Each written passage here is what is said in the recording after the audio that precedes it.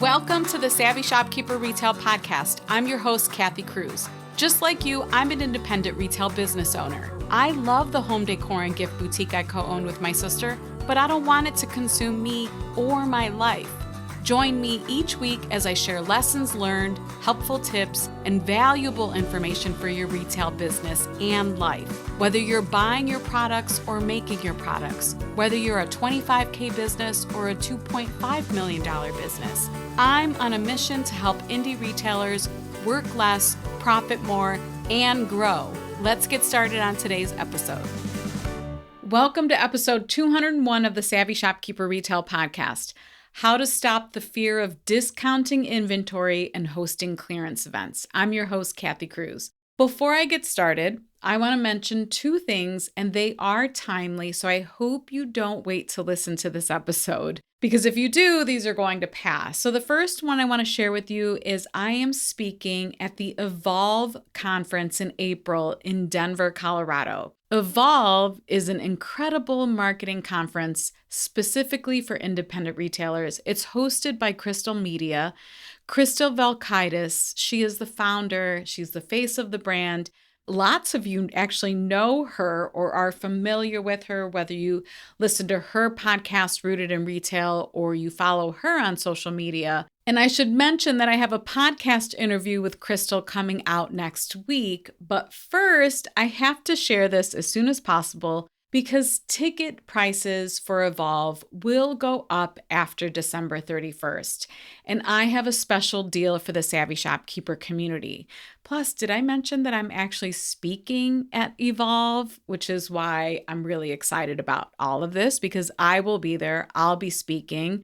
I already know Crystal puts on an incredible event.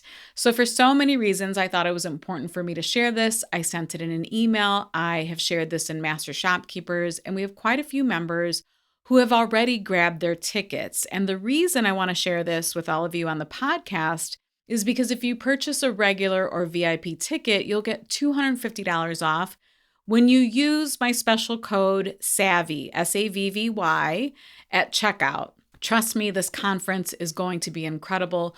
One of the keynote speakers is Donald Miller. He's author of Building a Story Brand. I know a lot of you are also familiar with him, and I am so excited to be part of this. So we will link this in the show notes, but if you go to crystalmediaco.com/evolve, that's where you're going to want to go. But we will link it in the show notes for this episode, and this is episode 201. Just in case you're wondering, a lot of you know exactly where to go as soon as I mention the podcast number. Okay, the second thing that I want to mention is that I will be opening the application to join Master Shopkeepers again in January, and that is right around the corner. It's crazy to me. I cannot believe we are here, but we are. If you're new here, Master Shopkeepers is my mastermind and business coaching group for indie retailers. And the reason I'm mentioning that the application is opening again is because anyone who is on my waitlist, and I've never done this before, but if you're on the waitlist to join Master Shopkeepers, it means you are seriously considering joining.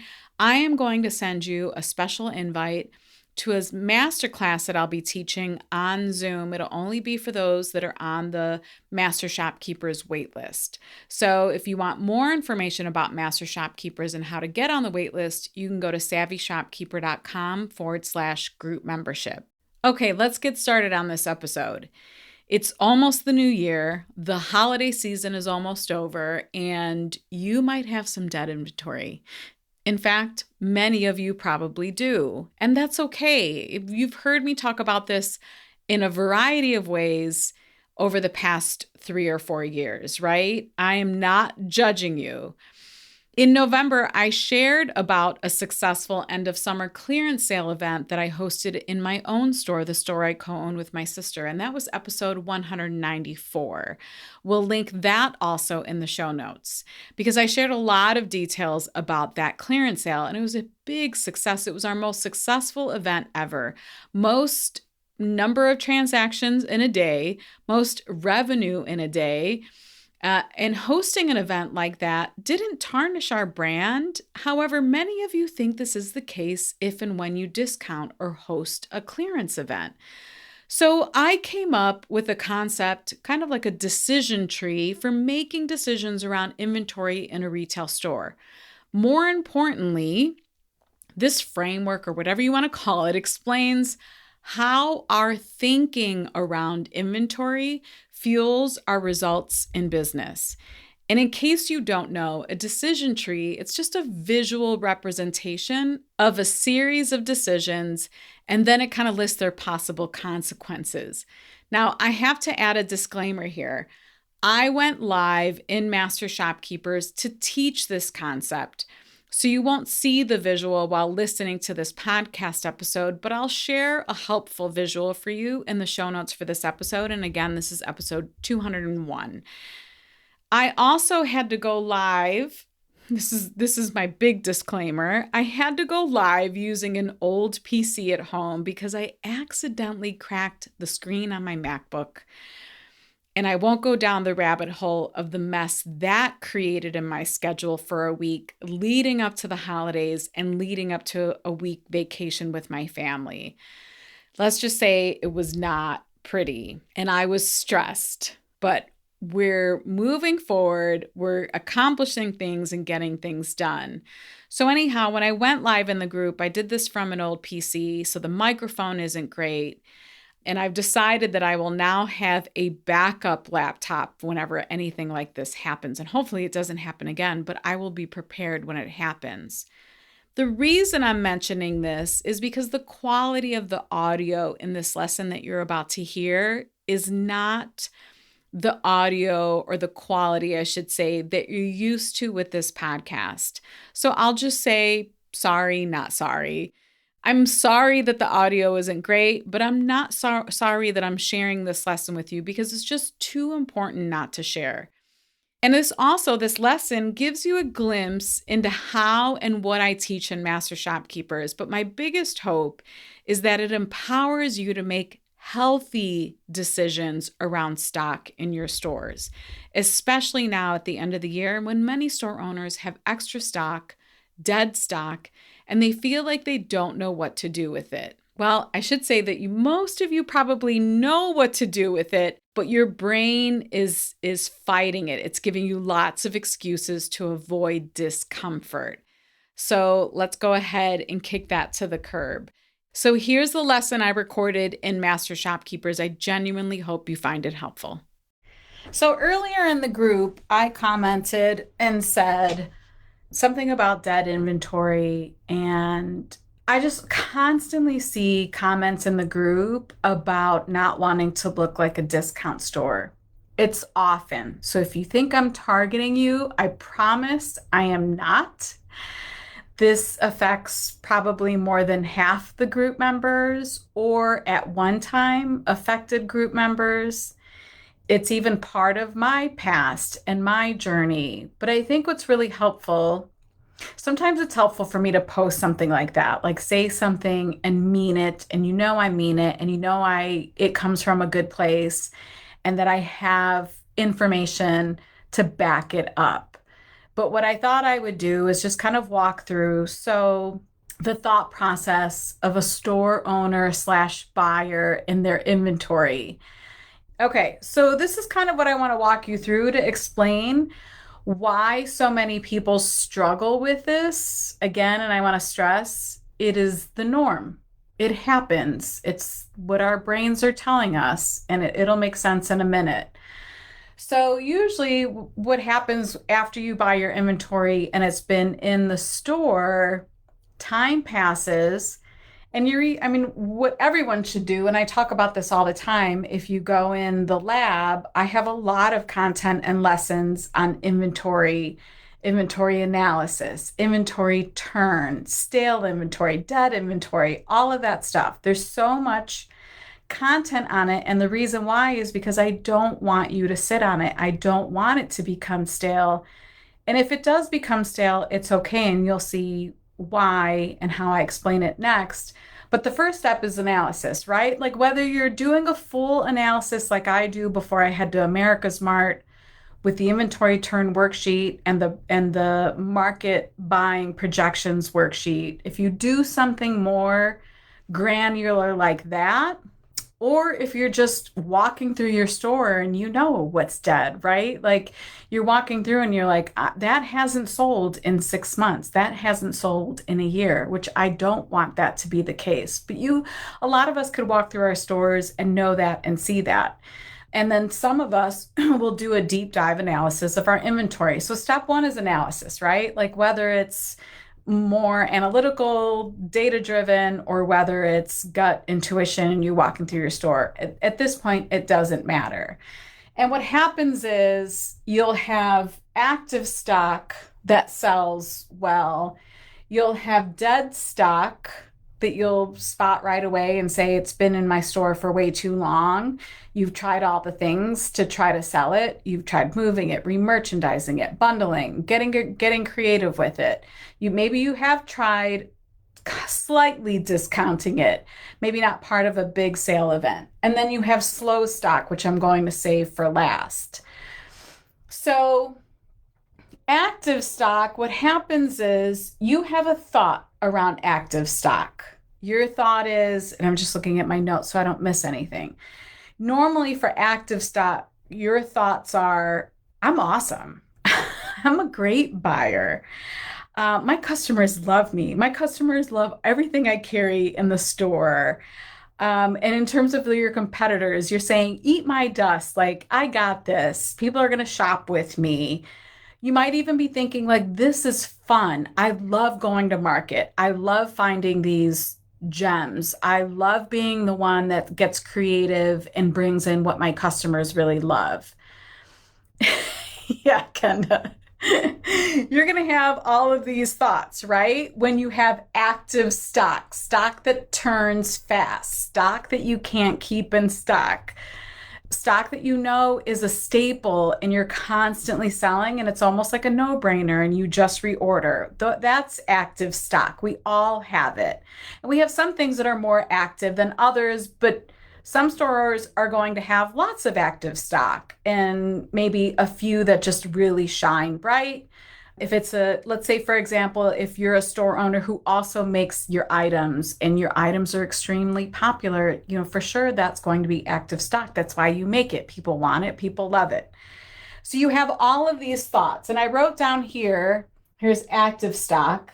So you're going to have active categories too sometimes, like some categories that are going to shine. And then you're going to have active items, some that are going to shine too. Again, maybe more active than others. But overall, like if everything's selling pretty well and some things sell great, this is all active stock. Those are the thoughts I shared with you. That's the thought that you're having around active stock. And then the action you're taking around that stock is, I can't wait to go to market. I love going on fair. I love buying. I love creating mood boards. I get excited about buying merchandise. I get excited about bringing all the new stuff in because it sells well. I know what my customers like. These are all things that you're telling yourself. So you're investing more time and effort into the process of buying. It feels good to you. Then if you come over, again, I'm going to leave slow stock for last. Then if you come over here, you're going to have maybe dead categories and dead items. Now, with dead categories, your thought might be, I have to think of like what I wrote down. Your thought is most likely, I'm embarrassed because you have dead inventory. I suck. I hear that. I suck at buying. I don't like buying. I'm not good at it. Or you're thinking if you have a lot of dead inventory, I'm worried about what other people will think if I discount it or sell it or have a clearance sale.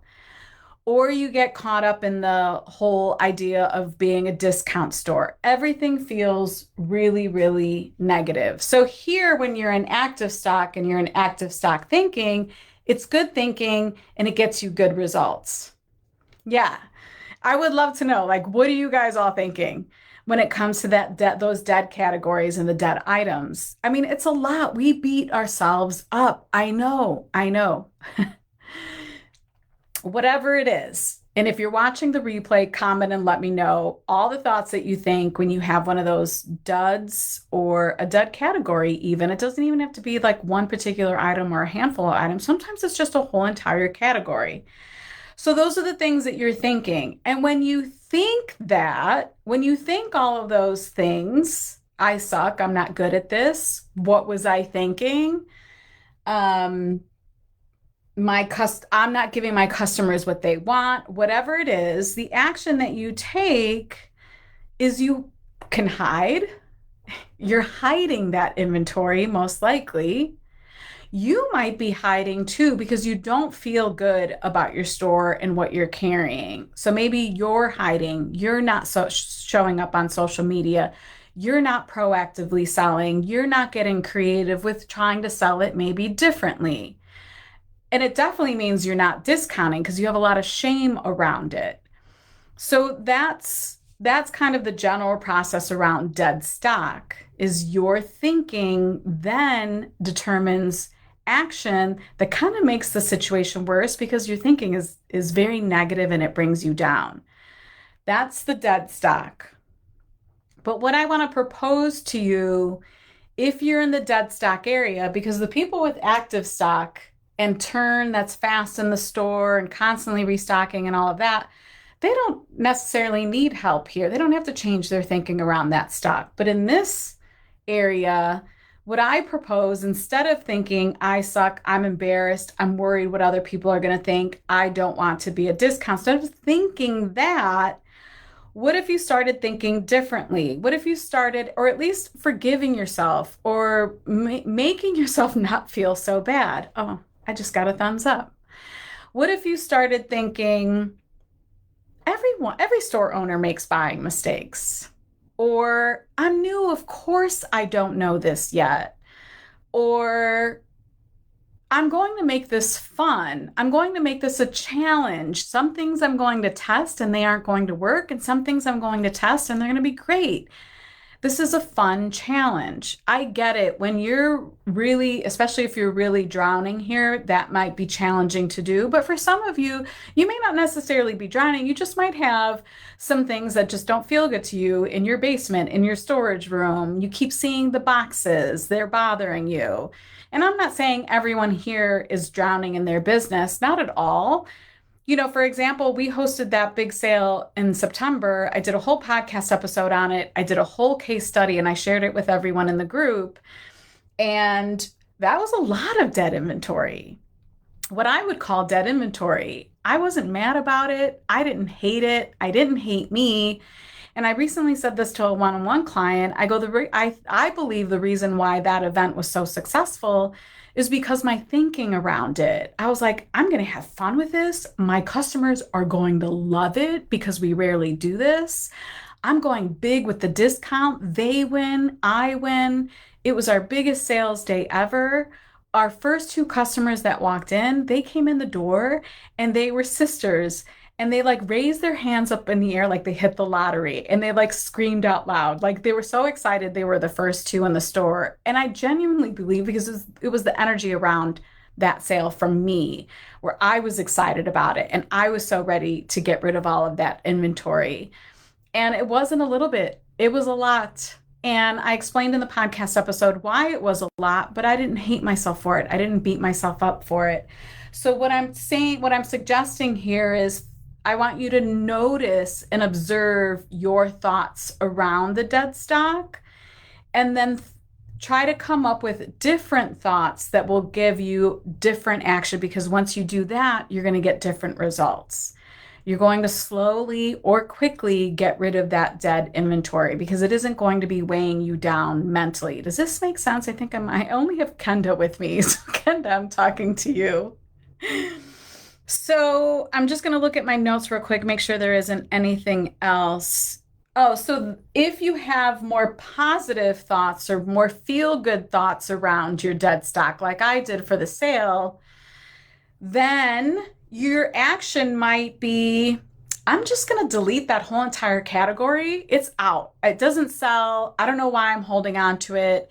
I'm going to get rid of it. It doesn't serve me. It doesn't serve my customers. I'm going to get rid of it. And I'm either going to bring in a new category to test it, Or I'm going to identify what are my top 3 or 4 categories that do really well. And I'm going to give more to those categories because I know my customers love them. Christine says I'm my own worst enemy and beat myself up on all of what I believe are bad decisions. Yeah, so when you do that, it makes you feel awful, which makes you do not so good things, and then it just gives you really crappy results on that dead inventory. So again, like if you're starting to change your thinking around that dead inventory, you're going to start a different strategy, right? You're going to start to do things to make a shift towards getting out of that inventory because you're not hating yourself. You're not hating your store. You're not hating your storage room. I even talked to somebody, another client that I worked with, and she was like, it just felt so good to slowly see all of that stuff out of my space. It felt so good. And then it snowballs because when that feels good, now you have more cash in your bank. Now you have more ability to test. Now you have more ability to have fun. Now you have more of an ability to see what your customers like. And that snowballs into more positive, hopefully more positive results for your business. So again, I just realized that I wanted to explain what I posted in the group a little bit more because yes, tough love is good, but sometimes seeing it this way. And I sat here with my good notes and I was like, look at that mess. And I was like, I have to figure out a way to present this so that it clicks and it makes sense. So the last one is slow stock. So now you've looked at it and you're like, oh, maybe everything sells okay. I don't have huge sellers, or maybe I have a couple good big sellers, but I also don't have a lot of what you would consider maybe dead stock, the super stale stuff. And if that's the case, maybe everything in your store is moving slow or slower than you'd like. And I get it. Not everyone in the group is going to take the time to calculate inventory turn, even though I wish you would. But maybe just overall, you have a sense that it just moves slow. There really isn't anything dead. And I have some okay sellers, but it just moves slow. And if that's the case, most likely you're just not getting enough sales. So I wouldn't say to this person to head in this direction and do a big clearance sale or get rid of everything. This person, normally what this means is you probably just don't have enough foot traffic. You're not, or you're not converting the foot traffic into sales. So this is a little bit of a different situation. So, but I just wanted to make sure I added it because some people are going to be like, well, I don't know if I necessarily have either. I just don't have enough sales. And if that's the case, I want you to start nurturing your thinking around marketing. What can you do to get more people into your store? What can you do to get more sales? That's where I would want the slow stock person to invest their energy in. The dead stock person invest their thoughts and energy into not making it so negative and just doing what you need to do to get rid of it. The active stock person, keep doing your thing. And the slow stock person, what can you start thinking and doing to get more traffic and or conversions in your store? So I think that's it. I wanted to keep this under 20 minutes and I'm at almost 18. Any questions? I think I still have Kenda and Christine with me. Any questions around that? If you watch the replay and you have any comments, suggestions, thoughts, aha moments, I'd love to know, but I genuinely hope this helps you, especially before the beginning of the year, because some of you are going to experience overstock or dead stock. And I just wanted to be really clear about what happens in our brains around all of this and hopefully get you in a place where you don't hate the idea of discounting and or just clearing things out. I am not proposing that everyone has to do this. I am not proposing that you have to do this once a month. You have to figure out what works for you. And just because you have a big clearance sale twice a year does not mean or suggest that you're a discount store. So that was what triggered all of this. Is I constantly see comments about, I don't want to be a discount store. I don't want to be looked at a discount store. And I hear it over and over and over again. So I wanted to make sure I gave a tangible explanation of what happens and what you can do to change that around. So if you have any questions, please let me know, and I will see you guys later. Have a good night. See you later.